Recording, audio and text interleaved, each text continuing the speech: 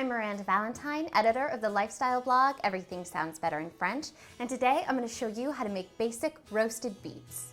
Now I know that beets can have sort of a bad rap from those, canned abominations in our childhood, but I promise that you will love this simple roasted variation. So let's get started. I have our ingredients all laid out here. We have 1 pound of beets which have been washed, peeled, and cut into these nice little 1-inch wedges here, which will roast very, very nicely. Then we have 1 to 3 tablespoons of olive oil that you can use. I'm using 3. You just want to make sure that you have enough so that they can be all nice and coated. We're going to be roasting without covering them, so we don't want them to dry out. We also have just a half a teaspoon of lemon juice. That's optional, but I'm going to add it in today for a little extra zest. Just a pinch of pepper, and then half of a teaspoon of kosher salt or more to taste. Now you'll see in front of me I have this little baking sheet. It's lined with parchment paper. And the oven behind me has preheated at 475 degrees. And I've moved one of my oven racks right in the middle of the oven. That's going to be important for even perfect roasting. So what we're going to start by doing is getting our beets all nice and delicious with our mixture. So I've got this medium-sized bowl here. Let's pop them right in. Drizzle some of the olive oil over.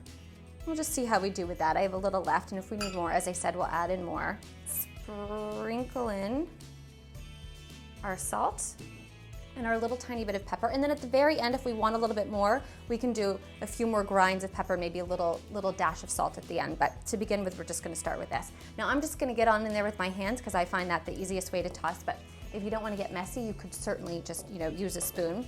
We're ready to put them on our baking sheet now. So we're gonna arrange them with one of the cut sides down. We're gonna roast them for 15 minutes and then flip and roast for an additional 10 to 15 until tender. When we're flipping, I always find it's easiest to position them all in one direction so that when you go back through and flip, you don't have to guess which ones you did. You can just reverse the order.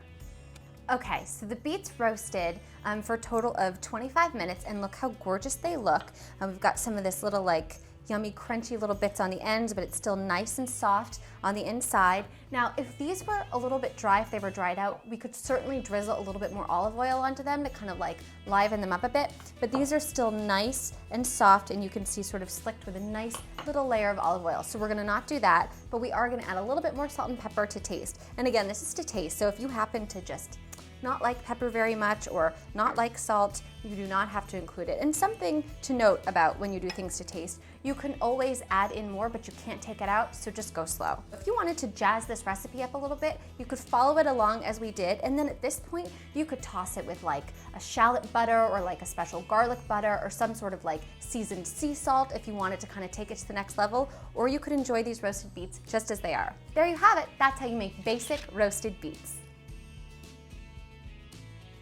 Thanks for watching. Make sure to subscribe. And if there's something that you want to learn how to make, send me an email at requests@mahalo.com. And don't forget to check out our other great videos.